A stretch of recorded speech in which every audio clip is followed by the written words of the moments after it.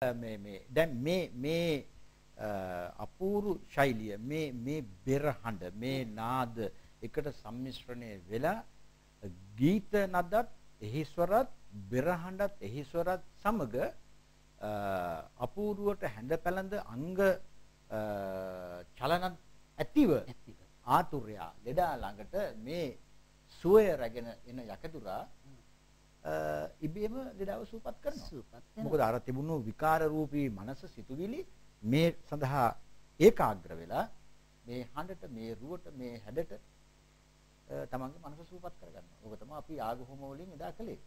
අද තියෙන විසූක දස්සන ඊට වැඩිය හාත්පසින්ම වෙනස්. අද තියෙන සමහර ඇඳුම් පැළඳුම් සහ වාද්‍යන අහගෙන බලාගෙන හිටියොත් එහෙම හොඳට තියෙන මනස විකල් වෙනවා. අපි තව කවියකට යනවා නම් එවැනි ඔබේ යම් යම් අවස්ථාවල උපයෝගී කරගන්න. එතකොට ඒ වගේ තව ඒ කියන්නේ ශාන්ති කර්ම ගීතයක්ද? දැල වරේ නිල් පැහැබර රේකා සාලාල මැදරන් පරදන රේකා නිල චන්ද්‍ර දුනු මිතයිංග රේකා බාල චන්ද්‍ර මුව රදරැලි රේකා. ඔව් දැන් අපි මේ ජන ගී සම්ප්‍රදායේ විවිධ වූ හැඩතල ඔස්සේ කතාබස් කළා. දැන් අපිට මේ ජන කවිය අපේ තියෙන මේ ජන ශ්‍රුතිය නැත්නම් අපේ තියෙන මේ සංස්කෘතියට සම්බන්ධ වූ අපේ මේ හඬ නැත්නම් අපේ කවිය ගීත බවට පත් වෙනවා ජන ක්‍රීඩා කරන වෙලාවට. ඔබතුමිය ඒ පිළිබඳව හැඳින්වීමක් කරොත්. දැන් සාමාන්‍යයෙන් දරුවන් උදෙසා තමයි බොහෝ විට මේ ජන ගී වල ජන ක්‍රීඩා. දැන් අපි ගත්තොත් එහෙම ඔලින්ද කෙලිය, මේවර සෙල්ලම, ඒවත එල්ලුවන් කෑම, ඒ වගේ නොඑක් ලී කෙලි සෙල්ලම්, ඊළඟට පන්දු සෙල්ලම. එහෙම නොඑක් තියෙනවා මේ දැන් අපි බැලුවොත් එහෙම ලී කෙලි සෙල්ලම ගත්තොත් එහෙම එක පඳුරෙන් ලී සයක් කපාගෙන එක සම ඇති දෙදෙනෙකු කැන්දාගෙන ගුරුන් අතට දී ලී බෙදවාගෙන අපි කෙලිමුලි දෙපිල සදාගෙන ඒ වගේ සංගීත සුසංයෝජනයක් එක්ක තමයි ජන ගීය අපි ජන කවි ජන ගී බවට පරිවර්තනය වෙන්නේ අර සංගීත සුසංයෝජන නිසා කියලා මම විශ්වාස කරනවා. හොඳ වෙලාවට මේ ජන ගී ගැන කතා කරනකොට රබාන අතට ආවේ. අතුරු වාදන සපයන්න අවස්ථාව ලැබෙනවා. දැන් අපි ඔලින්ද කෙලිය, මේවර කෙලිය නැත්නම් මේවර සෙල්ලම වගේ ඒවට යොමු වුණොත් සාරසදෙසි පෙති තේර නෙලන කාල වලගිය දෝ මගේ මේවරයා නෑනෝ නුඹ පල් නුඹේ දරුවන් පල් අප දුටුවේ නැත මේවරයා. ඇයගේ පළඳනාවක් නැති වෙලා හොයනවා. ඉතින් ඒගොල්ලෝ තව කට්ටිය එකතු වෙලා නෑ අපි දැක්කෙම නෑ කියලා මේගොල්ලෝ සපත කරනවා. ඒ වගේ හත් ලස්සන ක්‍රීඩාවක් තියෙනවා ජනක්‍රීඩා. දැන් පන්දු කෙලිය. අපි දන්නවා මේ එනවා මේ සුරඹවල්ලි එනවා පන්දු කෙලිය. එහිදී සභාවට එන මේ නාට්‍යාංගනාවෙන් පිරිසෙන් එක්කෙනෙක් ඇවිල්ලා කියනවා මෙහෙම පොඩි නැරේෂනයක් කියනවා. තෑතින් පන්දුගෙන අහසට දමා අල්ලන මේ සබය තුල නටන සුරඹ වල්ලිය බලන් සතසින පළවෙනි එක්කෙනා ඇවිල්ලා හිට ගන්නවා වටේ තනිත් අය එනවා ඇවිල්ලා මේක පටන් ගන්නවා. දැතින් පන්දු උඩ දමමින් නොවලසිනා ඇතින් සිට නාටා පද නිවැරදි ලෙසිනා මේ දැන් සබේ සිටිනා සැම සන්තොසිනා පැසින් බලන් සුරඹා මල්ලිය නටනා බොහෝ දිගට කීව හැකි. නමුත් මේ විශාල පරාසයක් තුළ කවි ගායනා කරන්න ඕන නිසා අපි මේ පන්දු අපි නතර. ඉන් පස්සේ අපි ගියොත් දැන් උලින්ද කෙලිය ගැන අපි කතා කරා. මේවර සෙල්ලම කතා අපි ගායනා කර ඔලින්ද කෙලියේ ගීතයක්. ඔලින්ද තිබෙන්නේ කොයි දේශේ ඔලින්ද තිබෙන්නේ බංගලි දේශේ ගෙනත් සදන්නේ කොයි දේශේ ගෙනත් සදන්නේ බංගලි දේශේ. සාමාන්‍ය හැම කවියක් මේ විදිහට තමයි ගන්නේ. මම අර ඔබතුමාට කියවනේ ජනප්‍රිය විවිධ ප්‍රභේද තියෙන ගායනා ශෛලීන්.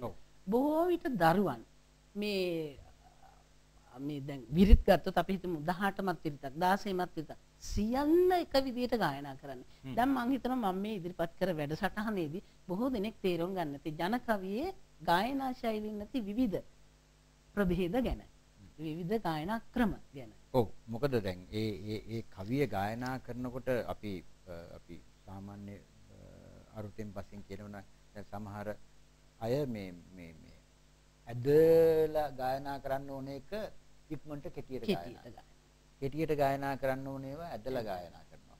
ඒ වෙනුවට දැන් මේවායේ දැන් මේ මෙහෙමන දිමිත්‍ර දැන් අද මේ සියලු දේ නවීකරණය වෙනකොට මේවායේ තියෙන පෞරාණික වටිනාකම හා පෞරාණික මෙහි තිබිය යුතු ලක්ෂණ ඒවාට හානි වෙලා ඒවායේ තියෙන නිසි අරුත සහ ඒවායේ රසය ඒවායේ ප්‍රයෝජන නැති වෙලා යනවා. දැන් අද මේ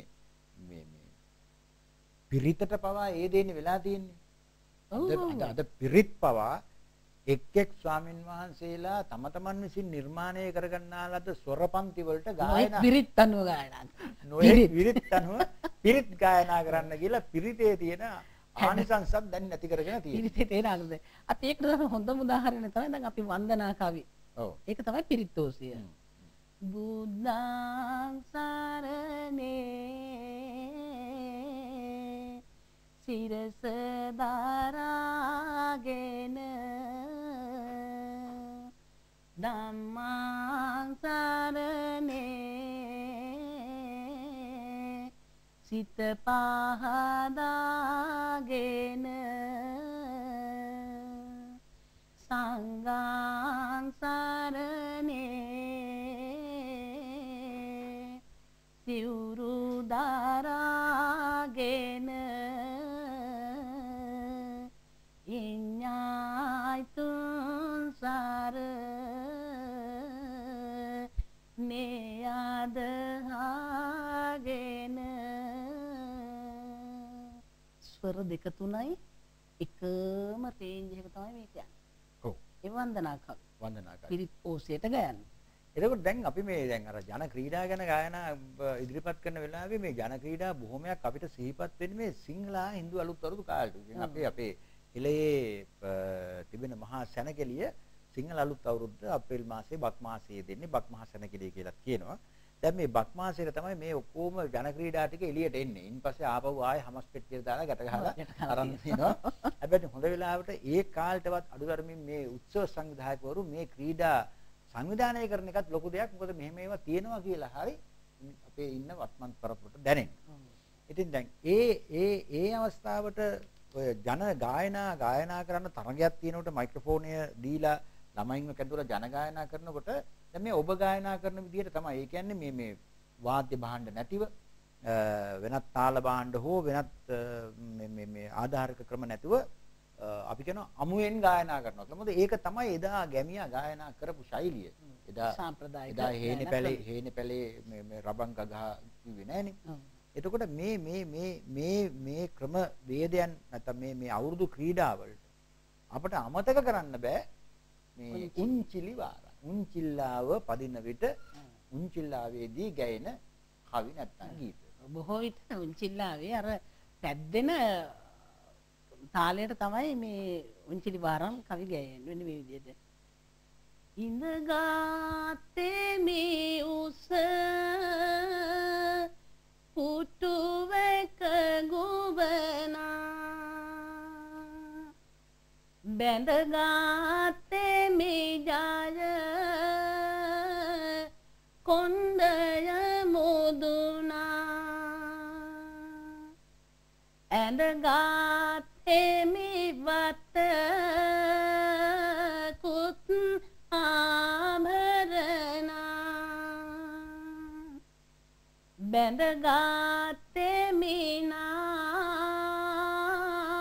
රායන සරණා මේ කතරු උන්චිල්ලාවේ සාමාන්‍ය නිකන් උන්චිල්ලාවක නම් අපි දැන් ගස්වල බඳිනෝනේ වැල්පොට දෙක තියෙන උන්චිල්ලාව. එහෙම එකද මේ උන්චිලි චිලි චිල්ලමලේ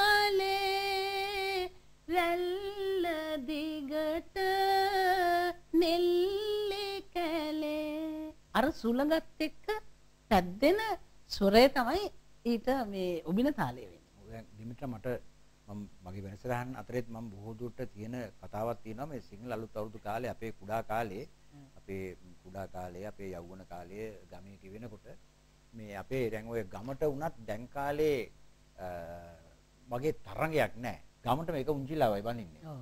කොහේ හරි තැනක එක කෙනෙක් හැම අවුරුද්දකම උන්චිලා බඳින්නේ. මේ මාමලයා ගෙදර, මේ නැන්දලයා ගෙදර තමයි උන්චිලි බඳින්නේ ගමම යන්නේ.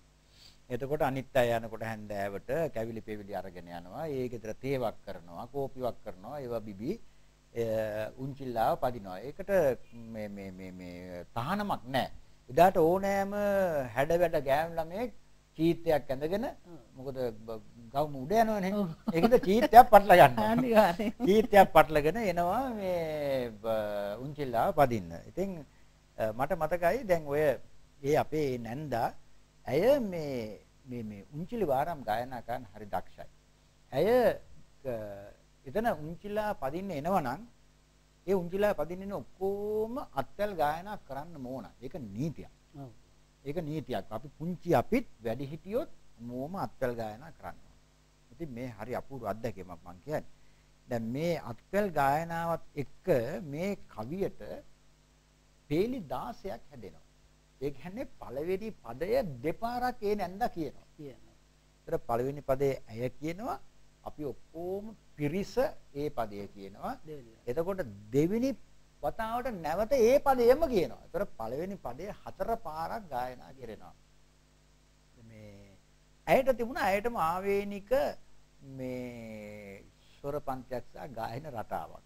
මේ අපි හැම අවුරුද්දකම ඕවා අහලා කියලා මේ ඒක මතකයේ මගේ තැම්පත් වෙලා තියෙනවා. මම ඒකත් මේ පටිගත කිරීමට එක් කරන්නට මට පොඩ්ඩක් අවසර දෙන්න.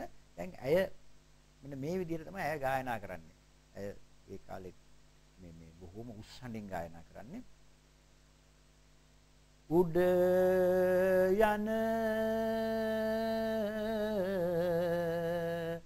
රවුමට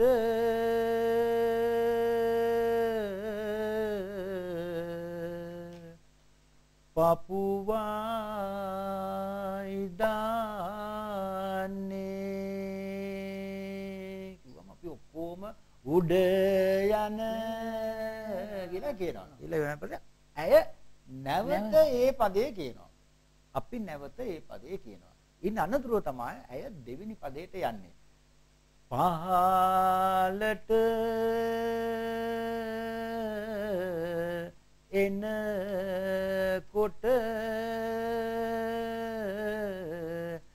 නිවිලා යන්නේ කියලා කියනවා. පද 16 කවි කුඩා කාලේ ඇති තරම් ඇයගෙන් අපි අහලා තියෙනවා. ඉතින් මේ හරි අපූර්ව අත්දැකීම් මේවා.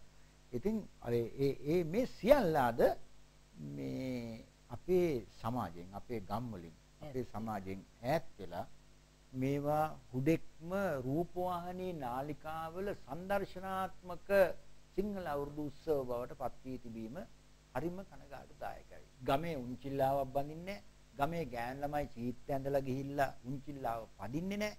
ගමේ කවුරුත් උන්චිලි වාරම් කියන්න දන්නේ නැහැ. ගමේ කවුරුත් කියන්නේ නැහැ. හැබැයි සාලේ මැද්දට වෙලා වාඩි වෙලා රූපවාහිනී නාලිකාවක යන අවුරුදු අර වැඩසටහන සජීවී වැඩසටහන නරඹන. ඒක බලාගෙන ඉන්නවා.